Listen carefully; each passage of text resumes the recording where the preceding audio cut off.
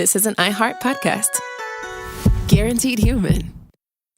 Introducing the all-new Mazda CX-5, featuring more connection. Hey Google, where's the nearest Pilates class?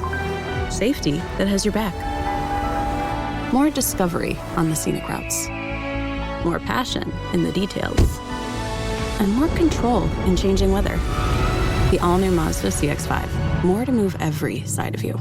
See it in 5 films at MazdaUSA.com/5sides. Google is a trademark of Google LLC. Sequences shortened and simulated. With no fees or minimums on checking accounts, it's no wonder the Capital One bank guy is so passionate about banking with Capital One. If he were here, he wouldn't just tell you about no fees or minimums. He'd also talk about how most Capital One cafes are open 7 days a week to assist with your banking needs. Yep, even on weekends. It's pretty much all he talks about, in a good way. What's in your wallet? Terms apply. See CapitalOne.com/bank. Capital One, N.A., member FDIC.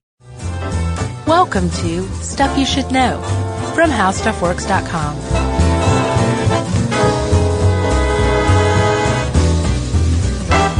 Hey, and welcome to the podcast. I'm Josh Clark with Charles W. Chuck Bryant and Jerry. And this is Stuff You Should Know about tardigrades. Never heard of these little guys. Really? And now they have shot into the top 5 alongside the octopus. Whoa. And what was the other one that I... Jellyfish. Mm-hmm. These little dudes, want to hug them. I might be hugging them right now. You could, well, probably not. Probably not, but I love them. Okay. They're cute. You tell them. They're tiny. Yeah.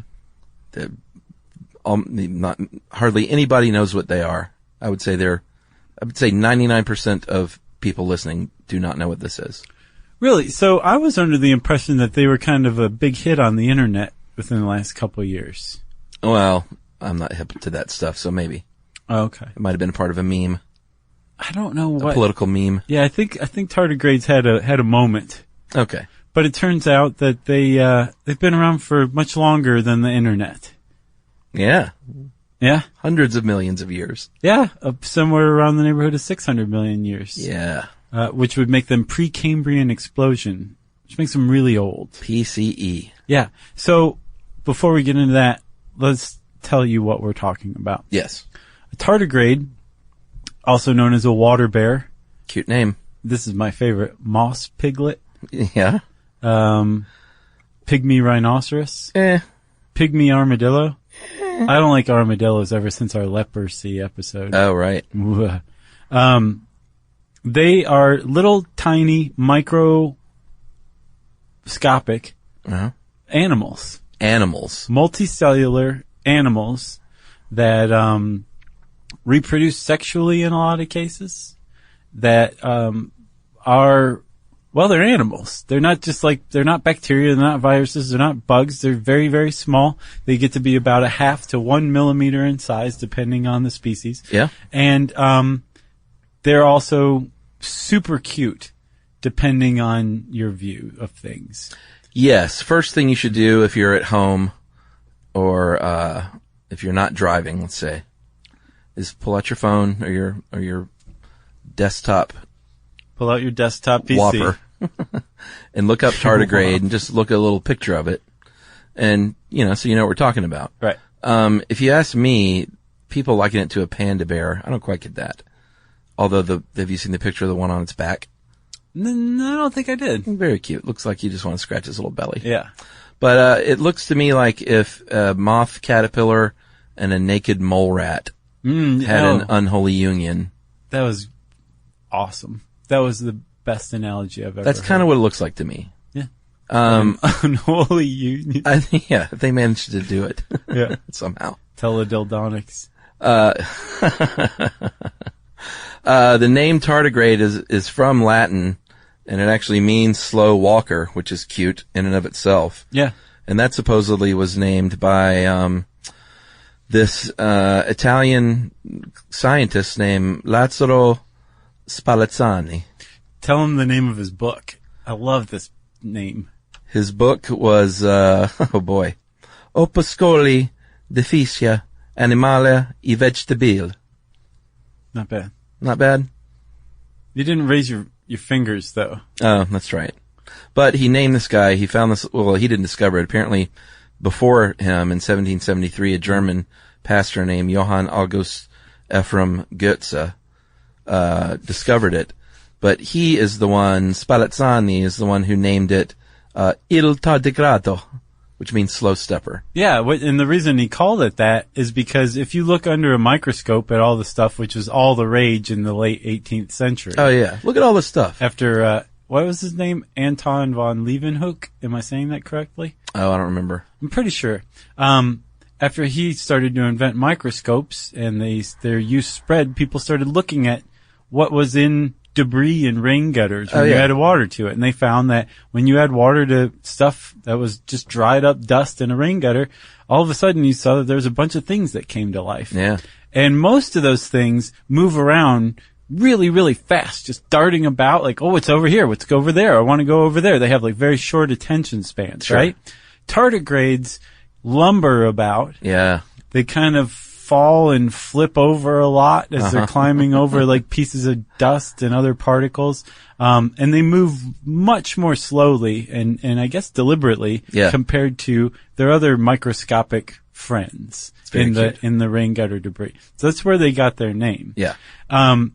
They have 8 legs. Yeah, little short, little stubby legs. Right. And their rear legs are inverted. Right. So they're facing forward instead of backward. And they face backward. They face backward. Yeah. Instead of forward. Yeah. And all their legs have little claws at the end. Right. For climbing. And the first 3 pairs of legs are used for swimming. The back are used for climbing only. And rudder work. Yeah. The front ones paddle and they steer with the rear. They make dream hands with it. And what are they climbing over? Well, it depends. You can find them all over the place. But mainly if they're on dry land, they're living in moss, fallen leaves, stuff that you would find in a gutter. Lichen. Yeah. Yeah. Things that typically, have moisture in them because water bears, tardigrades, survive when they're surrounded by moisture, right? When they're amid moisture. Freshwater, saltwater, doesn't matter. No, it doesn't. And depends on the kind, of course. Right. So they apparently originated in the sea because the species of tardigrades that are marine based are the least evolved, I guess you'd put it. Yeah. Then you've got freshwater ones, and then you've got ones that are terrestrial that you can find on land, and those are the ones that live in lichens and moss and stuff like that.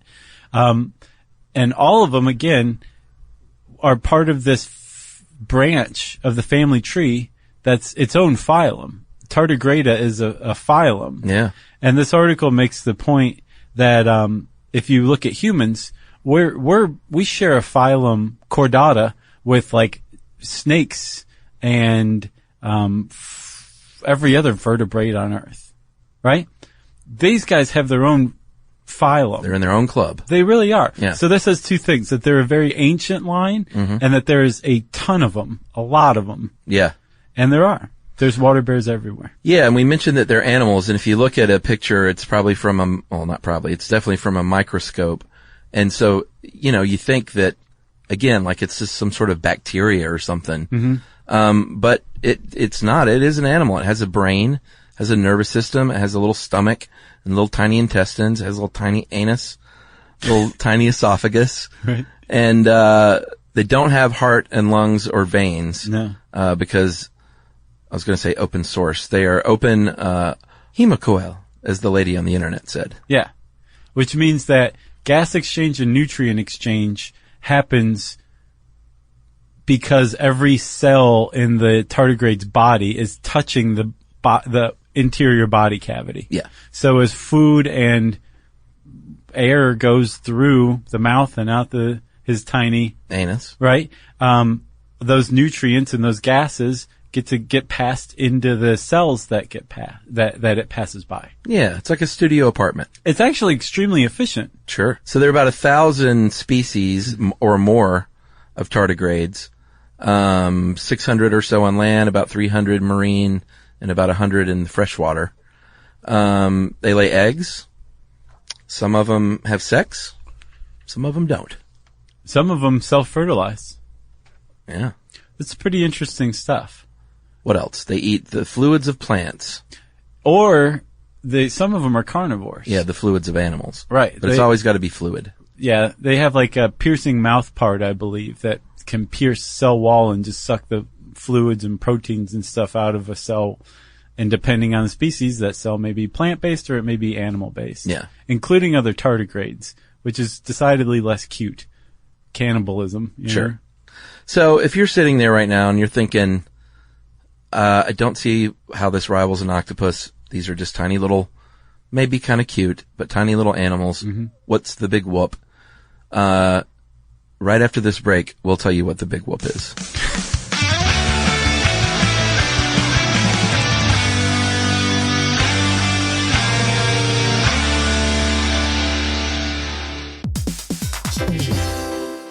Hey everybody, we're here to talk to you about Wayfair, who believes that spaces should be functional, they should be comfortable, they should be well designed, and they can be well designed by you with their help. Your updated space should feel more comfortable, inviting, and practical for everyday use. And we're talking about outdoor seating. We're talking about grills. We're talking about major appliances. If you need storage solutions, Wayfair can help you out. Patio lighting, rugs, decor. It is your one-stop shop for home. Yeah. I mean, it's getting nice out, so it's time to think about living outdoors for the next few months. And Wayfair knows that outdoor furniture, it's heavy, it's intimidating to assemble. So Wayfair has stepped in and said, we're going to handle the hard part so you don't have to. That's right. You can shop Wayfair Verified, your shortcut to the good stuff. And that means their team of product specialists are going to vet everything by hand using a 10-point inspection, testing things like, quality materials, functionality, and features, and even how long it takes to build that piece of furniture. And the overall experience save time, reduce hassle, and improved convenience. Patio season is here, and these deals won't last. So head to wayfair.com right now to get your outdoor space ready for way less. That's WAYFAIR.com.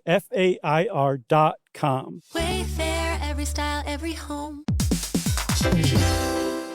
Hey everybody, I want to talk to you a little bit about Tide Evo because it represents over 10 years of innovation and product development. Tide Evo is a first-of-its-kind technology where tens of thousands of minuscule fibers are spun together to form a 6 times powerful layer packed with scrubbers, brighteners, pre-treaters, and fresheners. And that's going to deliver a breakthrough clean that's so powerful it feels like magic. Yeah, it is kind of like magic. Tide Evo is revolutionary. A 100% concentrated, waterless laundry tile that's made of compressed microfiber soap layers rather than liquid or powder. And it's not like pods or sheets because it uses 6 layers of detergent fibers to deliver superior cold water cleaning without plastic packaging of any kind. And it provides a mess-free, lightweight solution that dissolves lickety-split. So whenever you run into a laundry challenge, turn to Tide Evo. It's revolutionary, it's magic. Try new Tide Evo. Real laundry magic.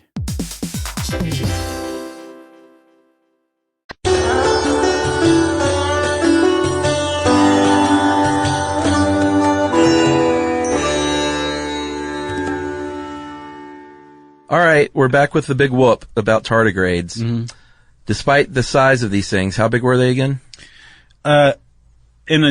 If you look at a magazine article, they're about half the size of a period at the end of a sentence. What's a magazine?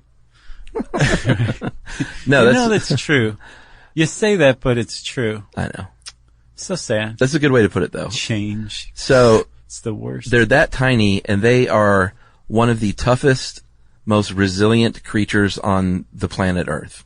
Mm-hmm. Period. They're probably the most resilient animal or organism on Earth. Amazing. All right, let's talk about it. Let's talk about temperature.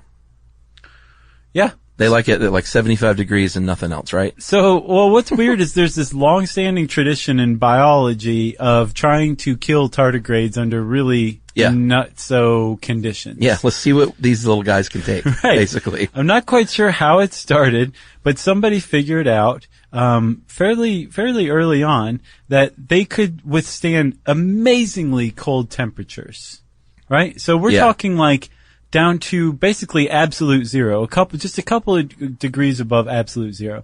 And to understand how crazy that anything could survive at absolute zero, that's where like atomic movement ceases. Yeah. Is at absolute zero. There's no movement of atoms or molecules any longer, right? Because that's what heat is. Heat energy is the movement of atoms and molecules. So cold, by contrast, is the cessation or the lesser movement of atoms, right? We're talking negative 272 Celsius, negative 459 Fahrenheit. So tardigrades have been kept at that temperature for 20 hours. Yep. And then thawed out, and they said, yeah, that's what you got? You got a Tic Tac? This is great. I think I felt a fly on my shoulder. Seemingly unharmed. They put them on ice at negative 200 Celsius, so not absolute zero. Mm-hmm. But they've iced them down for years in a row. Thawed them out, they were right back to normal. Right. Amazing.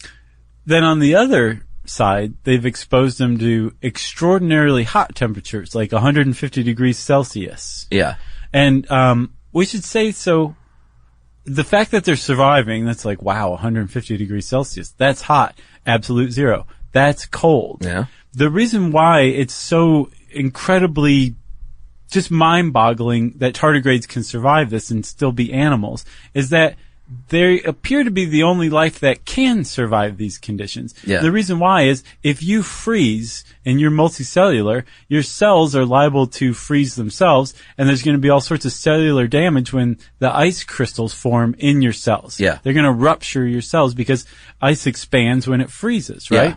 I think it's also less hypothermia dense, too. Yes, we did. Or yeah. frostbite. Yeah, frostbite. So the fact that they can come back to life after being exposed to these really cold temperatures means that they've got something going on that's keeping their cells from rupturing. Science has no idea why.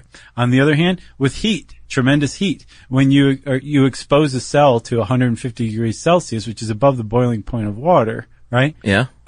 You are your proteins are going to unfold and pool and coagulate and be totally useless. So you can't come back to life because all of the processes and the building blocks of life are useless in your body. Yeah. And you would have to start from scratch, which is tough to catch up to when you're trying to come back alive from being exposed to high temperatures. Tardigrades do it.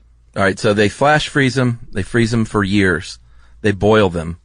They try and smash them to the tune of 5,800 pounds per square inch of pressure. Mm-hmm. And the tardigrade was like, bring it. Yeah. No problem. And we're talking about pressures that are 6 times greater than the greatest pressures found anywhere on Earth. Yeah. And they withstand it. They blasted them. They tried to suffocate them. They've wrapped tiny little hands around their throat. They put on tiny black gloves first so they didn't leave any evidence. No, they tried to suffocate them with carbon monoxide, carbon dioxide, sulfur dioxide, nitrogen. They've shot them with gamma rays. Mm-hmm. What else? X-rays. Yeah, there was a French study that found that it took 570,000 roentgens, I think that's how you say it, to kill 50% of the tardigrades in a sample. Yeah, right? but 50% still lived. Right. And that's 570,000. It takes 500 to kill a human.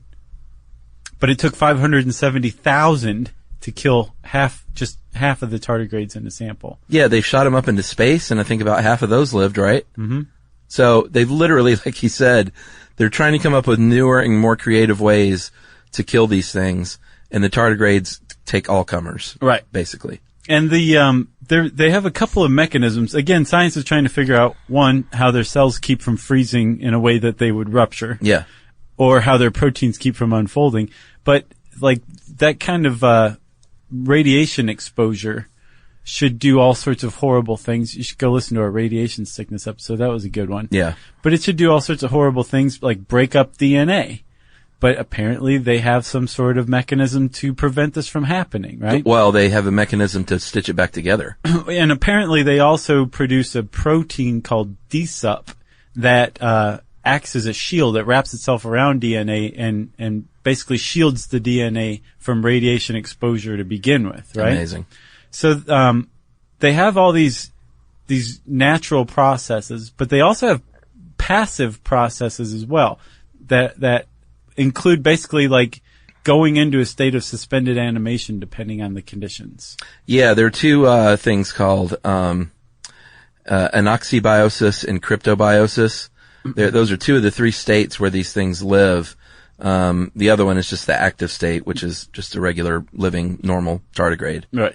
It's where they're doing all their daily life, basically, which I don't think we mentioned, there's not a lot to that part. No, and apparently researchers are like, we have no idea what role they play in an ecosystem. Yeah, that's kind of what I was wondering. Yeah. Like they're indestructible. They're going to be the only thing left maybe after our nuclear annihilation or global warming has wiped us off the face of the earth. Sure. But why? Nobody knows. Who knows? Maybe they're going to grow up and be big boys one day. Well, no, that's a really great question, though, because if you think about it, you're like, why would these things be able to withstand pressure 6 times greater than what's present on Earth?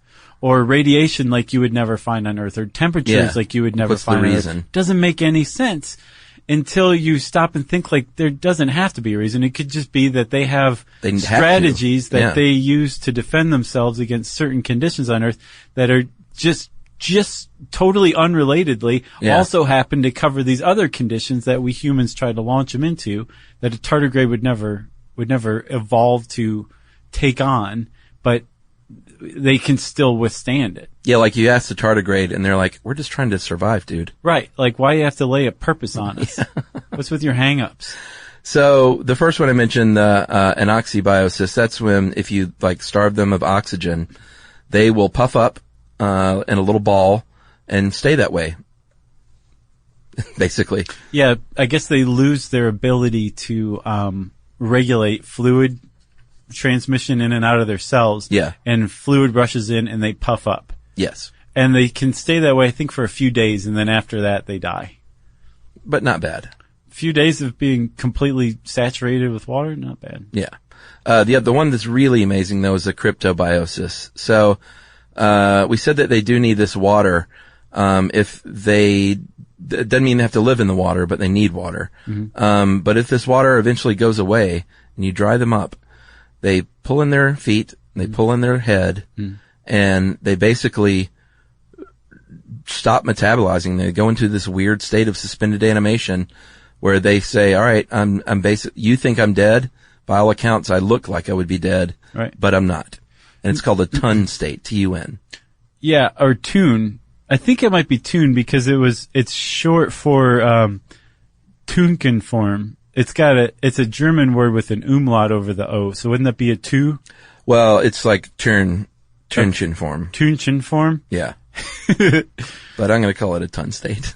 Okay. So this tun state or tune state, that's how I'm going to say it. Their metabolism slows down to like 0.05% of its normal rate, right? Yeah.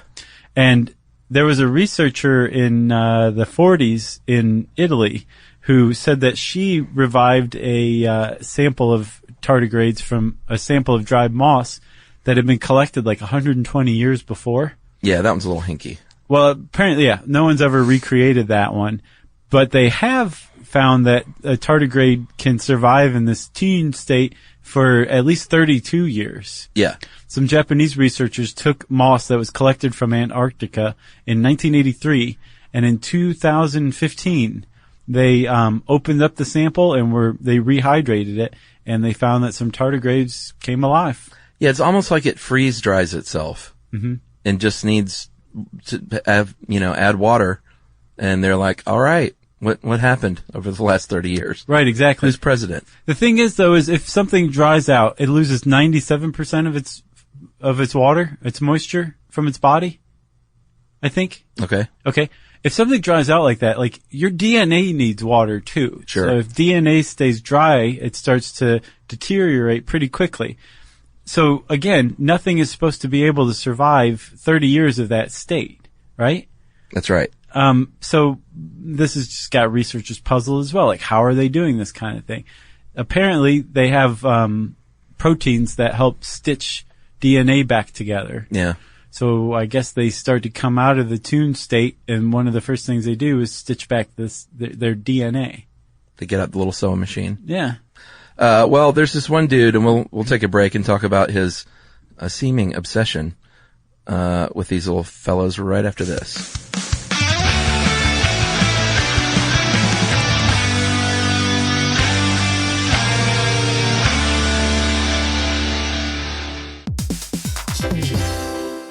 Hey everybody, I want to talk to you a little bit about Tide Evo because it represents over 10 years of innovation and product development. Tide Evo is a first-of-its-kind technology where tens of thousands of minuscule fibers are spun together to form a 6 times powerful layer packed with scrubbers, brighteners, pre-treaters, and fresheners. And that's going to deliver a breakthrough clean that's so powerful it feels like magic. Yeah, it is kind of like magic. Tide Evo is revolutionary. A 100% concentrated, waterless laundry tile that's made of compressed microfiber soap layers rather than liquid or powder. And it's not like pods or sheets because it uses 6 layers of detergent fibers to deliver superior cold water cleaning without plastic packaging of any kind. And it provides a mess-free, lightweight solution that dissolves lickety-split. So whenever you run into a laundry challenge, turn to Tide Evo. It's revolutionary. It's magic. Try new Tide Evo. Real laundry magic. The springtime thaw is finally here. Flowers are blooming. Days are longer. We're saying yes to more plans and finally getting outside. Running, walking, just moving again. It's the perfect time to upgrade your everyday go-tos with Bombas. Take Bombas sport socks. They're super comfortable and designed with sport-specific tech for running, cycling, yoga, hiking, you name it. I use them to run in, and I can tell you they work beautifully. So head over to bombas.com and use code SYSK for 20% off your first purchase. That's BOMBAS.com, code SYSK at checkout.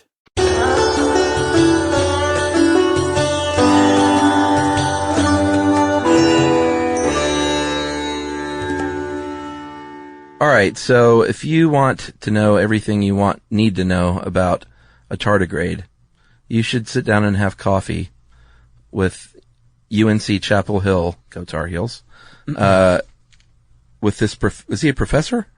He's a prof. He's a prof? Thomas Boothby. This dude seems like the go-to. Like every article I read featured him as the main interviewee. Well, he likes to talk tardigrade. He does. It's his thing. So, he has a button that he wears all the time that says, "Ask me about tardigrades." People are like, what? So yeah, I'm sure it's not an obsession, but he is stricken with them as I am. And, he's trying to figure out, like, how and why they're able to do all these amazing things. Sure. Probably more on the how than the why. With the why, he seems to do a lot of, I don't know. He leaves that to the philosophy professors. Yeah, exactly.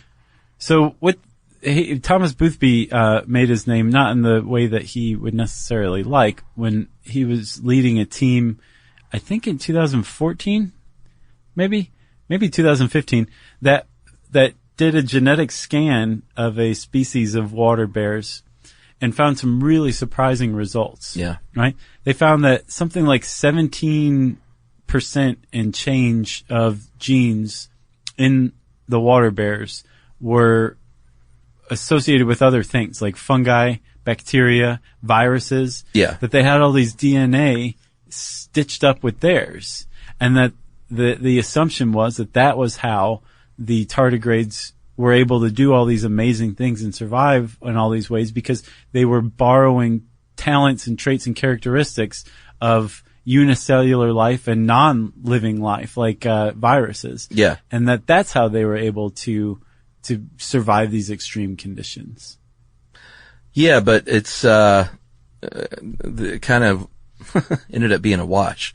Like, he got really excited and thought, oh my gosh, they've got all this stuff, but it turns out they were just contaminated through poor experimentation. Right. They assumed that there was lateral gene transfer that was going on. Yeah. Turns out that, they had a contaminated sample. And hats off to Thomas Boothby, because he's not like, okay, I'm going to go hide for the next decade. Like, he was like, hey, it happens. It's science, man. We've gotten increasingly sophisticated machines, and the increasingly sophisticated machines found that our sample was contaminated. Let's get back to work. So this Japanese researchers did a follow-up on a different type of tardigrade, one of the hardiest around, Razzmatazz? Basically, I was hoping that's what it was, but it was like Ramazadius varionatus. Here it comes. This okay, and that's one of the hardiest of all. It's a land species. The land are much more hardier. I think we already said that. Right. And well, there's your why, Chuck. That one of the reasons why the land species have evolved is because they have to. They don't have these stable conditions that the marine and aquatic ones do, right? Yeah. Yeah. So they tested the Rhamazodius R. varionatus species, and they found that they had about 1% of foreign genes involved in them. Which is about normal. Right. Because lateral gene transfer can happen at that rate. It's just sort of average. Right. All right.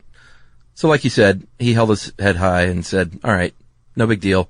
We're going to continue to search for the reasons why these little dudes are so hardy. Yeah. One of the things that they found that was pretty unique is ice is a big deal, and we talked a little bit a few minutes ago, hearkening back to the frostbite, where ice crystals form inside a cell, tearing apart that DNA. And there are some animals that make an anti-freeze like protein, like fish. Some fish do that to keep it from freezing. And they thought, well, maybe the tardigrade is doing that. And they don't think it is. They think it can just handle it, basically. Right. Like, maybe it's just freezing the outside of the cells and not the inside. Right. Like some weird mechanism they don't understand. Yeah. But it's definitely not producing an antifreeze like some of these fish are. Exactly. It's just like, bring it on, little ice. I can take it. I can take that. Yeah. No problem. And again, with radiation exposure, they've been found to have proteins that shield DNA and the ability to stitch DNA back together. Right? Yeah. So you got that covered. Yeah, and I think you alluded to it earlier. It may not be the case of the tardigrade has all these different things to survive these environments, but maybe 2 or 3 little tricks that are just, you can apply to different ways of survival. Exactly. So it's not like they're evolving to go fly through space, right? Colonize new planets. That's a question that a lot of people come up with once they learn about tardigrades. Is like, well, wait a minute, are these things like aliens? Did they come on an asteroid and basically get spread like seed here on Earth? They could survive space. Some of them could conceivably, but they would burn up on re-entry, so probably not. So were they on the back of an asteroid, they'd burn up. Because fire apparently can kill a tardigrade, I guess. Yeah, in those space experiments, they were inside the satellite, inside the capsule, protected from re-entry. Right. Until they were out in space, and then they were exposed to solar radiation, and then they were put back in the capsule and brought back to Earth. Right. Safe and sound. Yeah, so like, the thing he found in common was with the heat and the cold, the common link there is an ability to repair DNA. And so maybe that's the sort of common denominator here. Right. They're just good at it. Yeah. And they're good at it because they have to be, or else they wouldn't be around. Yeah. They were forced into it. Yeah. It's a pretty nihilistic view. I like it. There is another thing that stood out to me I just love. So, at the pressures they can withstand. Yeah. The fatty membranes of their cells should be as solid as cold butter. And again, should stop functioning at those pressures. Or it should kill them. They bounce back. Solid as cold butter. Yeah. I mean, think about it. Like, normally, fatty membranes that make up cells, they're basically in a liquid state. Yeah. Cold butter, that's not good for cellular function. Yeah, it's also not good when they give it to you at a restaurant. I know. To put on the bread. Well, you know the key to that. Stick it under your arm. Well, I just hold it in my hands. Yeah. And you're going to want to get greedy and try to do 2 at once. Don't. It slows it down longer than it takes to do 2 separately. But then you got butter on your hands. No. I mean, you get the little foil wrap kind. Oh, I'm talking about like. They serve you a dish with cold butter, you leave. Yeah, I'm talking about like a real restaurant that just has butter in a dish. That's what I'm saying. You leave that restaurant. Pack. That's not a real restaurant. If they somebody's not paying attention to detail. Or even the worst are the little cold butter balls that they've scooped. And you just tuck that in your cheek and warm it up. It's not spreadable. It's useless. Right. Yeah, it just rolls around when you try to spread it. Put it in a Nerf gun. That would hurt. Man, have you seen those things lately, no. by the way? I was watching a kids channel the other day, and I try not to get too, like, hysterical about stuff. But the Nerf guns these days, they're like assault weapons. Yeah. I guess I do. Like, I have seen directly it. But they're bright modeled. Orange, so it doesn't count. Yeah, I know, but I don't know. It's clearly made me think like, well, They're clearly indoctrinating young children Yeah. as young as possible. You like this Nerf gun? You're going to love the AR-15. Anyway. Wow, that took a weird turn at the end. Yeah, didn't it? If you want to know more about tardigrades or guns, you can type those words into the search bar at howstuffworks.com. And since I said whatever, it's time for listener mail. I'm going to call this Aaron Sorkin rebuttal. This is from Mark Frost. Hey guys, had a comment or two about Chuck's professed dislike of Aaron Sorkin. Was that you? I thought that was me. That was me. Okay. Did you gang up? Yeah. Okay. My wife and I are definitely fans, so I want to put a different perspective out there for you to consider.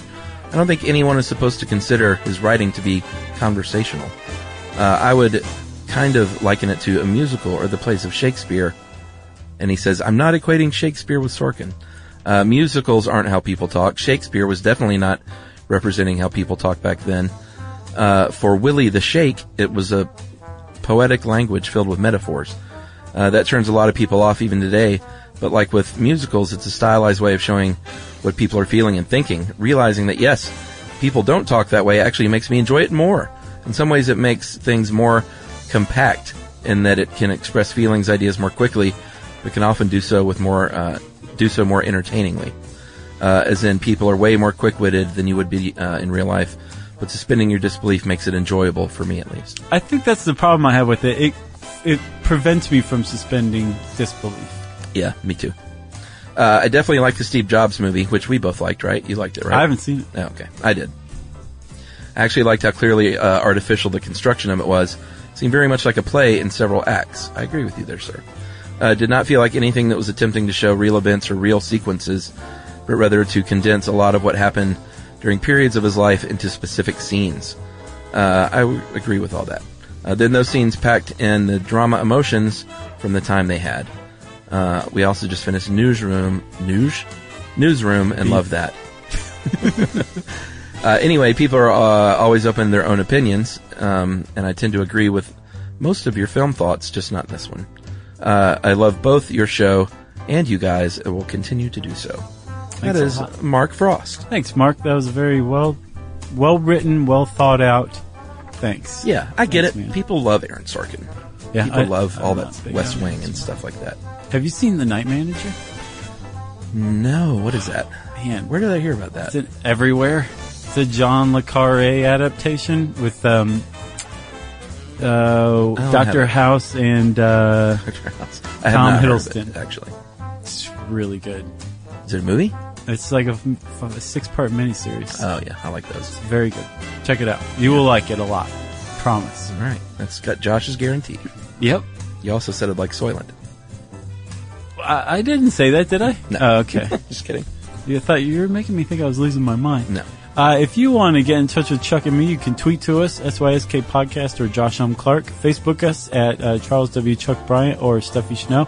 Send us an email to stuffpodcast@howstuffworks.com. Hit us up at our home on the web, stuffyoushouldknow.com.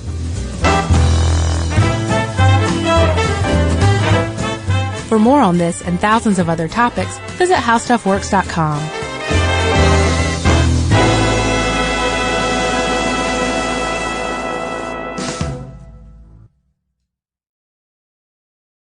If audiobooks are your thing and you've been meaning to listen to more of them, you should check out a podcast called Earsay, the Audible and iHeart Audio Club, hosted by Cal Penn. Each episode spotlights standout audiobooks on Audible across all kinds of genres: sci-fi, comedy, romance, thrillers, and more, with Cal talking to guests who help break down what makes each story worth listening to. It's a fun, easy way to discover your next great audiobook. Check out Earsay on the iHeartRadio app, Apple Podcasts, or wherever you get your podcasts. When it comes to small business, people want to talk to people, not bots, not voicemail. Your customers or clients want a real human connection, and that's exactly what they get with Ruby. Ruby is the virtual receptionist company that takes care of your callers when you're unavailable, in the middle of something, or just don't want to pick up. They can answer, screen, and transfer calls, as well as take messages, collect payments, book appointments, and more, all while saving you time and making the people you serve feel special. It's available 24/7, 365 days a year, and is 100% based in the U.S. See how it works at ruby.com, or better yet, give them a call at 844-900-RUBY.